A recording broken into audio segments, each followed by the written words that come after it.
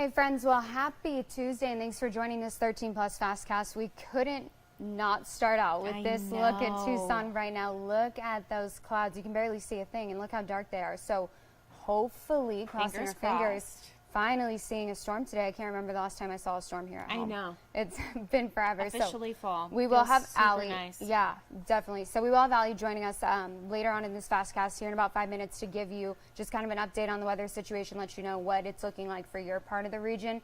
Obviously hoping for rain for everybody, but you know, Mother Nature, she doesn't always like to play nice. So that's definitely something we're keeping an eye on, and just keep those fingers crossed. But we'll have Allie fill us in here in a second. We do want to start with breaking news though today. The race for House Speaker, obviously something we've continued to follow here.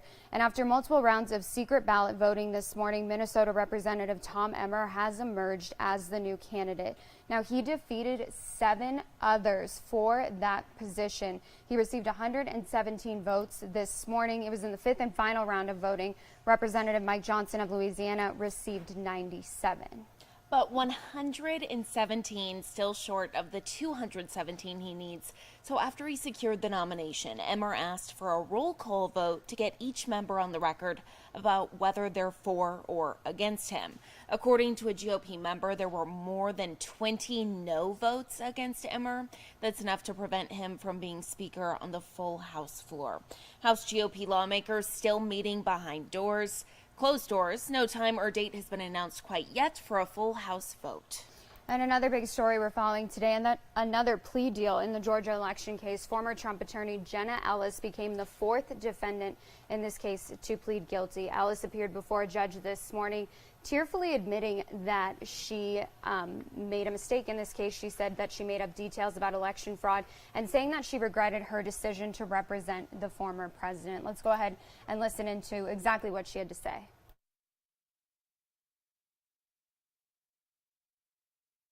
If I knew then what I know now, I would have declined to represent Donald Trump in these post-election challenges.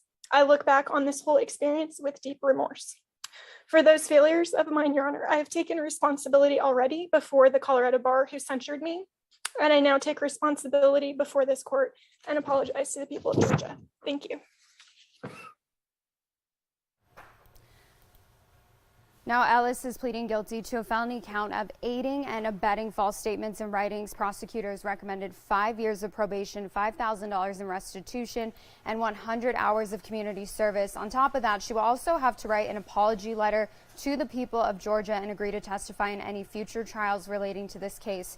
Again, the plea agreement makes her the 4th defendant in this case to take a deal, and the 3rd Trump attorney in just the last few days to do so as well.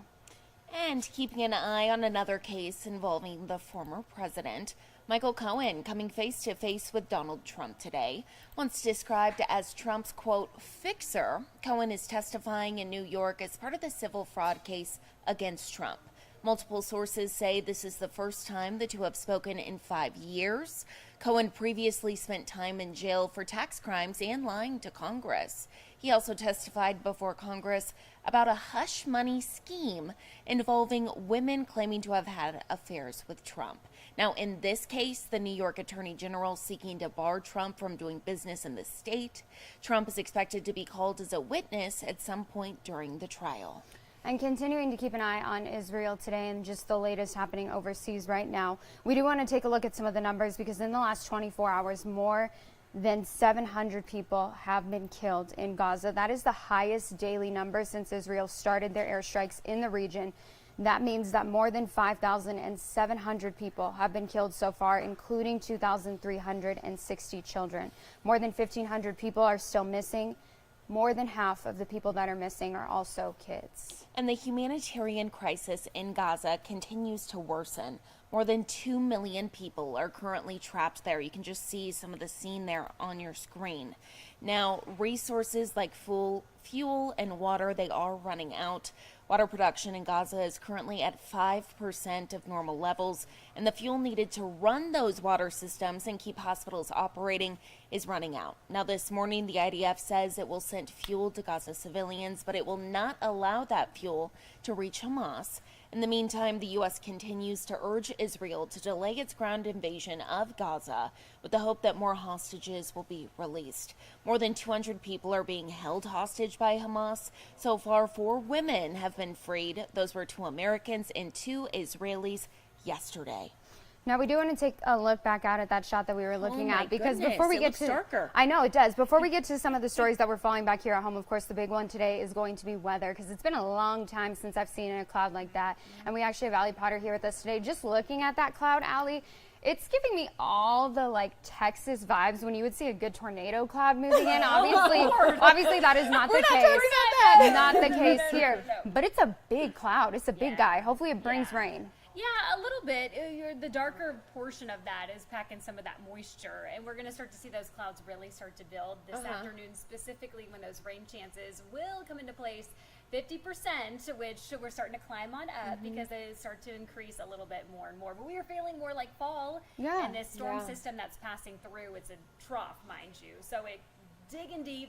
It's going to bring us some gusty winds like we saw yesterday, cooler temperatures, and that chance for rain. Let's pull it back up again. Exactly. So, hey, Mount Bigelow, this is where we do like to see a lot of those clouds. Now, I will say on the right side of your screen, that tree yesterday, it was really blowing in the wind. That's usually a good indicator when it comes to those gusty winds. But those clouds, but look at the difference. Okay, so this is on Mount Bigelow. Let's go to Tillamook Hill. Oh, no. Whole different story. Are you sure that's live? I know, exactly, right? So it, a whole different scenery here.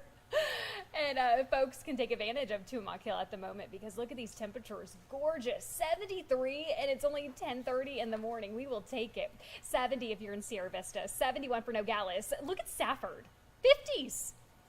Yes, and these are not our overnights. We're talking about right now. Must be nice. Exactly. 64 if you're in Bisbee, 73 for Benson. So just to compare it from 24 hours ago, we are 9 degrees cooler right now, and 5 degrees cooler Sierra Vista, 6 for Nogales.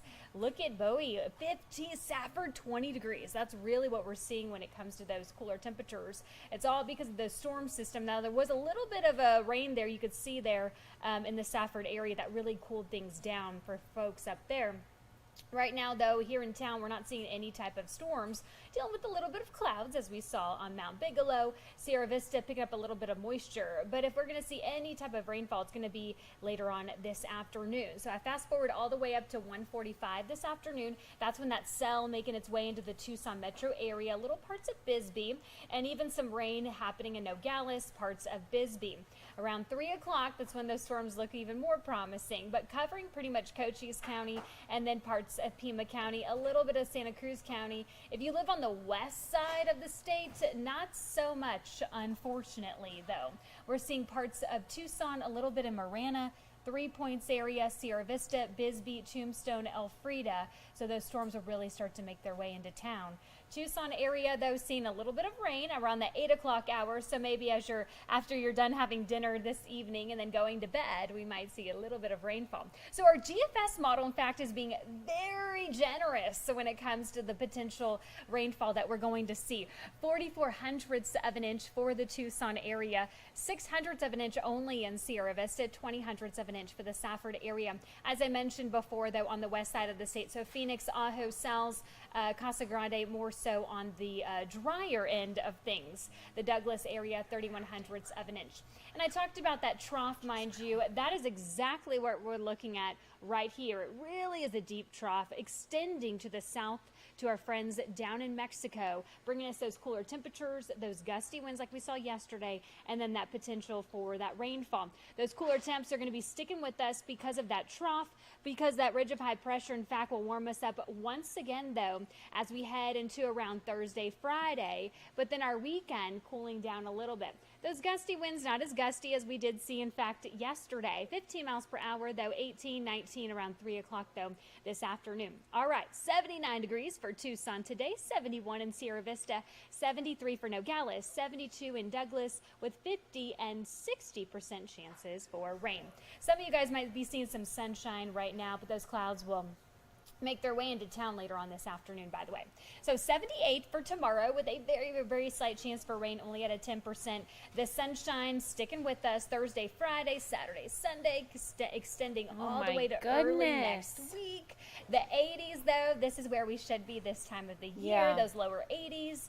Friday picking up just a notch, but you know, we can handle it. 85, gorgeous for the big game on Saturday. Sunday will start to cool on down. The 70s are making a comeback. So happy to say that we're not seeing the 90s or those triple digits whatsoever in this forecast. Yeah, and I just keep waiting for them to pop back up, but then they don't. Right. So it's been like great. PTSD. We have trauma. We sure do, because how many weeks into fall did we just keep seeing them reoccur? Exactly. Right. I mean, we've been on this roller coaster ride for so long, and it's like, yay, it's fall. Can you believe Halloween is next week? No, that's crazy. No. With these temperatures. I feel like I haven't gotten to enjoy fall because it hasn't felt like fall. Well, and usually we're talking about jackets that the kiddos have to wear or rain gear to take with them when they trick or treat. And we've been going, well, less is more.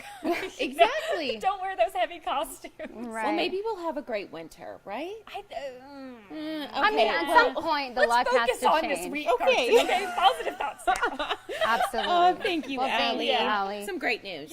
And something else that we're following here at home, the Cochise County Sheriff's Office still trying to find a way to crack down on human smuggling. Just a few hours from now, they'll actually be holding a press conference explaining how they plan to do that. According to the sheriff's office, they've seen the cartel trying to recruit kids as young as 13 to drive migrants out of the county. We've been seeing this for quite some time.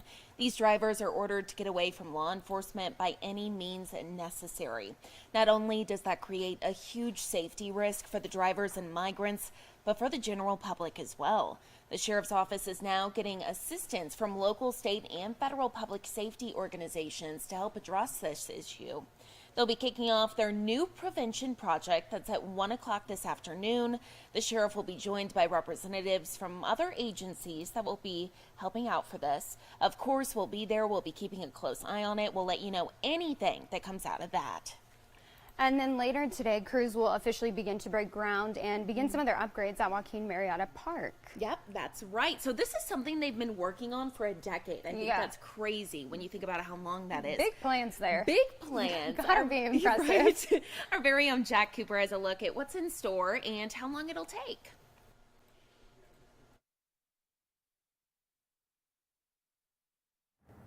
4:30 this afternoon is when phase one of this construction project gets underway. That's when the groundbreaking actually starts. Now you see this fence here, and the entire park actually happens to be fenced off already. It's a very busy park usually all throughout the year, so you're not going to be able to use it for at least the better part of a year. Here's a look at what's going to be new here. You can see a rendering on your screen right now. You see one of the biggest upgrades will be the 4 new baseball fields that will have lights. The pool, which hasn't been used in 15 years, will be completely demoed, and a new splash pad will be put in, as well as 2 new playgrounds and parking upgrades. And leaders say today's groundbreaking ceremony will be a significant milestone for the park. We know Joaquin Murrieta is a destination for the West Side community. This is a park that people have been coming to for years. You know, we did a lot of community engagement back in 2021, and it was just really interesting to hear stories about families who grew up there, and now their parents and their kids are playing in those fields. But, you know, after 40 to 50 years, infrastructure starts to age out and starts to decay. So this park just really needed a complete overhaul. Now, I'm told this project has actually been in the works now for 10 years. That's right, since 2013 is when leaders actually started thinking about different projects and plans that they wanted to do here at the park. And I am told if construction actually goes quicker than they're expecting, it could be open sooner than a year, but we'll have to wait and see on that. I am told for right now, though, it should be about 12 to 18 months. So the end of next year, the beginning of 2025 is when you can expect it to be reopened. Reporting at Joaquin Murrieta Park, Jack Cooper. Back to you.